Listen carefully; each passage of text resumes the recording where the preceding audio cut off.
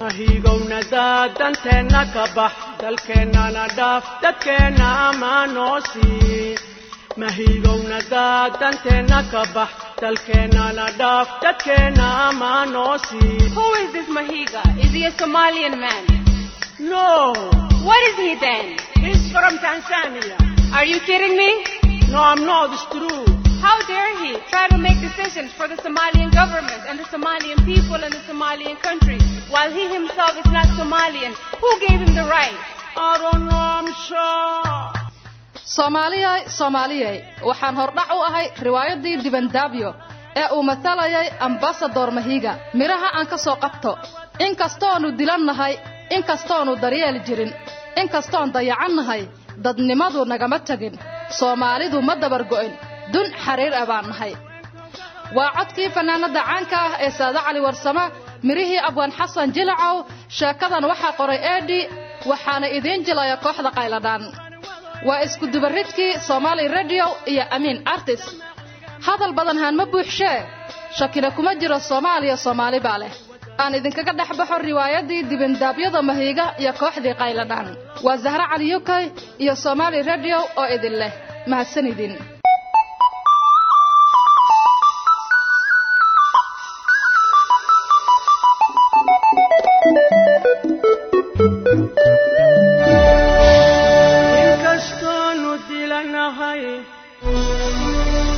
inkastoo daryeel jirin inkastoo dayacannahay dadnimadu nagama tegin Soomaalidu ma dabargoyn dul xariira baanay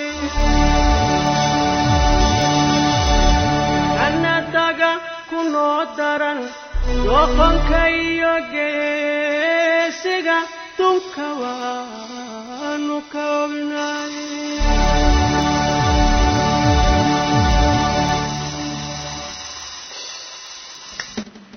anigu ageele ahna madaxweynaha Everland waliba cod aqlabiyada baarlamaanka Everland ugu doortay waxaan aad ugu faraxsanahay howlihii ii haray inaan guda galo bilowgoodii waxaan filayaa hadee ninkii qaabilsanaa arrimaha Soomaaliya UN wakiilka u ahaa Mr. Agostino Mahiga inaan arko bal si dokumentiyada Everland uu geeyo oo baarlamaanka Everland dib ugu dhiso oo guud loo dhiso maxaa la yiraahdaa wax walba oo aasaas u ah habsam socodka howlaha dowlad goboleedka Everland oo runtii u baahan ilaa budget aan qiyaasayo ilaa $4 milyan kulli waxba la kala bartaa la sheegay rag iga dhawaa meesha waxba odayga waxbu qaataa 50 giis laga qaato 50% tigeena runtii ay soo dhiciyay Everland aan dadabada ugu aas waa maasan Dr. Banki Muno daqda magaca nagu qoran daqda magaca nagu qoran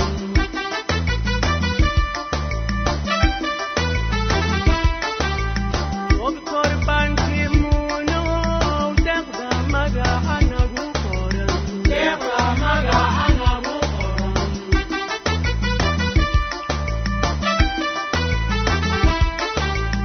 irsoxiyo tilmaantale dollari midyuna irsoxiyo tilmaantale dollari midyuna dinarka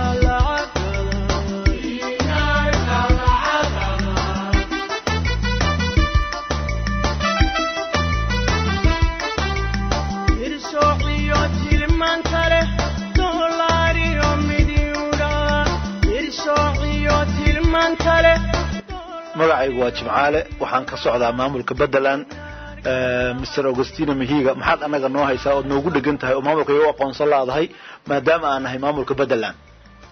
Well, sir, this guy is telling that he is from Badland, the Sealand country, and he's asking why you haven't recognized him and given him United States in line with other Somali lands that exist, throughout Somalia. So he's asking for recognition. Somalis, so much headache. My secretary, beautiful Somali girl, give me this file. Let me have a look for Badland. This is no entry zone. Bataland belongs to America. Your fish, your sea has been taken by America. Don't ask you people. Wewe na wajinga sana. Wewe wajinga ya wapi? Hii mtu hajui. You are so foolish. Your sea has been taken so long. So many years by Americans. This is a sea. But the land is belong to American land. Don't tell. wuxuu leeyahay Badaland meel loo dhawaan karo ma aha waxaa iskale areadaas badda Soomaaliya oo Amerikaanka iyo wadamada la shaqeysta ayaa gacan ku haya marka Badaland kuma aqoonsana maamulkaagana ma aqoonsana marka aad iyo aad buu inaha arinta u diidan yahay sida ayuu ku leeyahay annagu haddaan nahay Badaland mar walba waxaan u baahanahay aqoonsado badayadana Mareykan iyo cid kale uma ogolin annagaana iskale waxaan ka codsanahay qaramada midoobay inaad gaarsiin maamulka Badaland in la aqoonsado oo badooda loo soo celiyo oo aqoonsi la siiyo well he is asking you to reconsider your position regarding Badaland he is asking you to submit his request to the UN and he's asking, the UN to reconsider their position. Stop! Is he telling me I should quarrel with donors, especially with America, who put me here and tell me to do what they wanted to do? What? This man is a foolish boy. I have seen him. Tell him to get out my office. You tell him now. This is well, kwenda saka.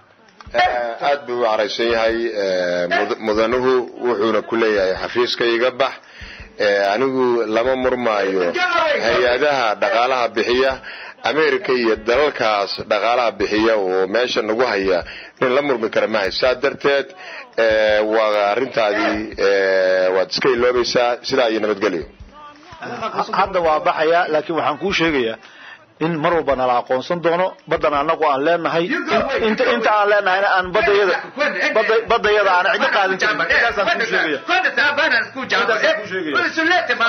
raalli baad iga ahanaysaa wax kale oo ku qaban karo inta aan ahay ma jirto marka raalli baad iga ahanaysaa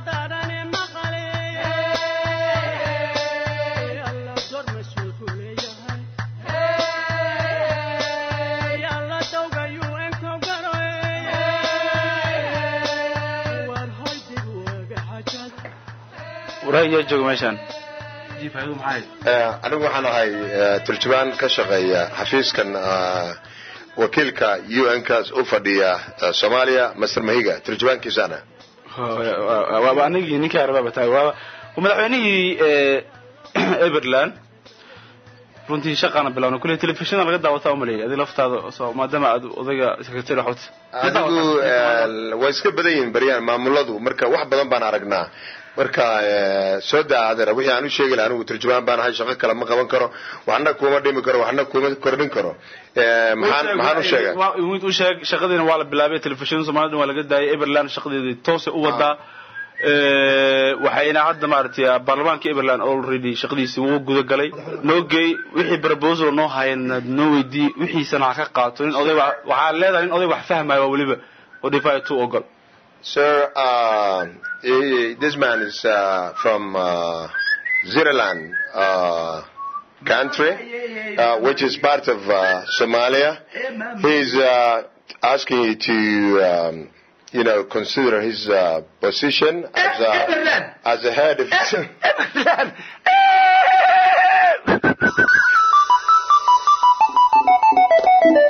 My friend, tell him welcome. This is Everland. I've been waiting for him so long. Hallelujah. Welcome, my brother. Shake me. Everland. Everland.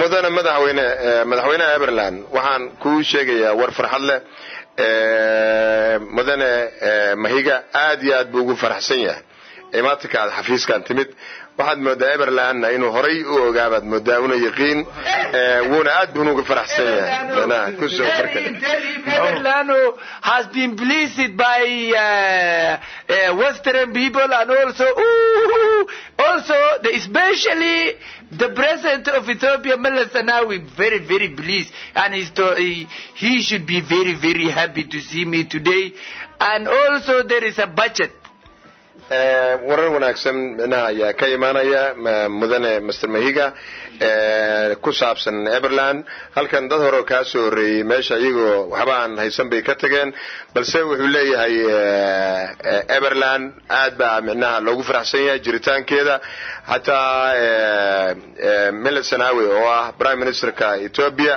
aad buu arinta u taageersan yahay dhaqaalana waa loo hayaa ayuu leeyahay ها اوكي waa fiican yahay odayga waa ana nin ku fahmay waa shaqada aad u yaqaano kala dhuftoorashada oo galde maxaa hadda jira wax weydii bal hadda waxa qorshe ma jiraan miis saaran sir he is asking he wants to know the amount of money you have for him and he is asking me if you are also interested getting half of whatever you are giving to him. I have told him exactly the way I was expecting for him. Of course. Mimi nataka chakula kidogo. Chakula mazuri. Chakula yangu. Mimi nataka chakula mzee, of course. Tell him he's a good man, oh. Good man, oh. جاكول وواحد والله ما فهم صورتي صورتي عينه جري ما والله وعيد وشك جاي جاكولا only he will get only 500,000 of course you go Everland and see my beautiful secretary Somali girl she will look after you and she will make you happy but only you will get 500 and no I will get 205 very the other people we give 50s but because you Everland you have so many recommendation sasa wewe takuwa happy too we enda mahigowna daadanteenna ka bax dalkeennana dhaaf dadkeenna amaanoosi mahigowna daadanteenna ka bax dalkeennana dhaaf dadkeenna amaanoosi Who is this Mahiga? Is he a Somalian man? No. What is he then? He's from Tanzania. Are you kidding me? No, I'm not. It's true. How dare he try to make decisions for the Somalian government and the Somalian people and the Somalian country while he himself is not Somalian? Who gave him the right? I don't know. I'm sure. Hi, Mahiga. How are you? Hello my friend how you good to see you again your name was Abdi Dagah Jere My name was Abdi Dagamadu. Dagamadu it's all same what is the meaning of Dagamadu Dark ears like the one I got. Oh, dark ears. You know what happened in Tanzania? For us, when the people, when they want to give birth, when the people stay long in the stomach of mother, the womb, they become a dark ears.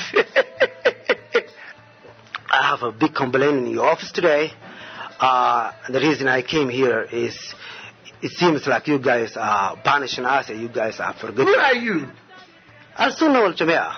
Al-Sunnah wal-Jam. Dagamadu. Dagmadu. Al-Sunnah wal-Jam. We have so many times we meeting. You always give us a headache. What is your problem today? Tell me. You are the problem. We Al-Sunnah wal-Jama'ah, we the one who has the biggest land in the southern part of Somalia. And the TFG has only control is only 4 kilometers.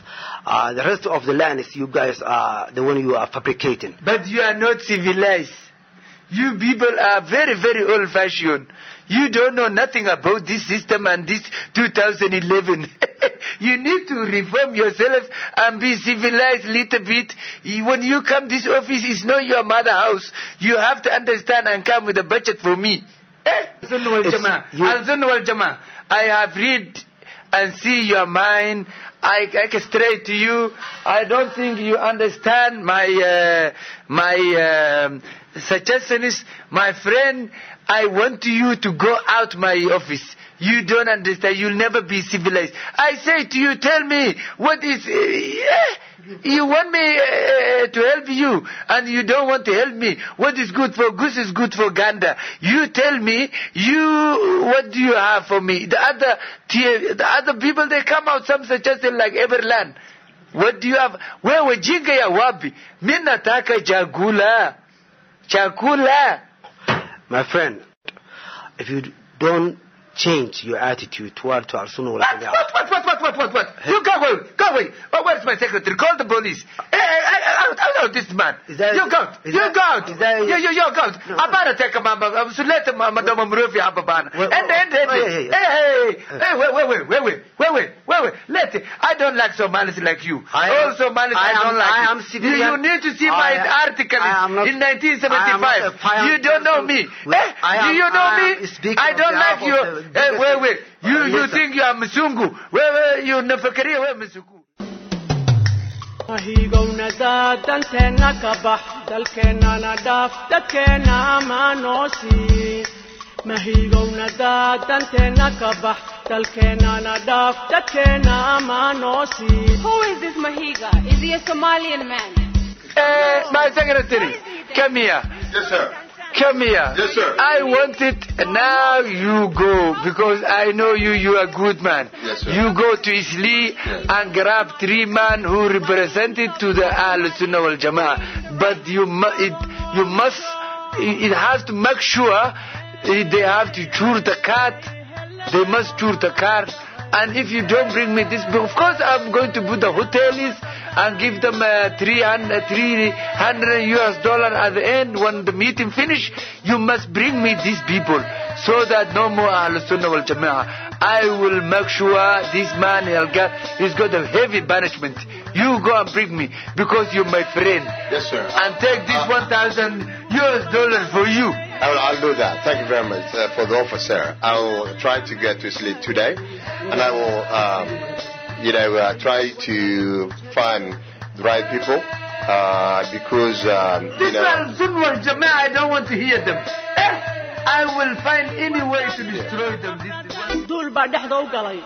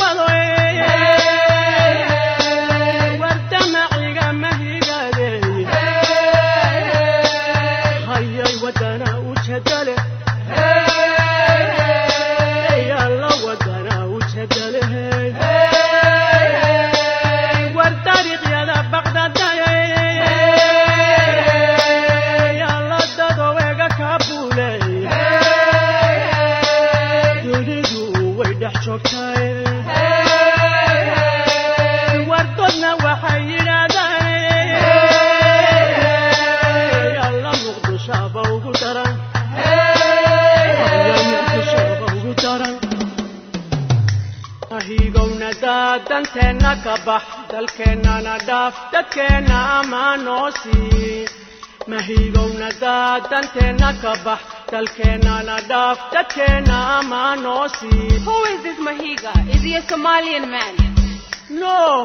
What is he then? He's from Tanzania. Are you kidding me? No, I'm not. It's true. How dare he try to make decisions for the Somalian government and the Somalian people and the Somalian country, while he himself is not Somalian? Who gave him the right? I don't know, I'm sure.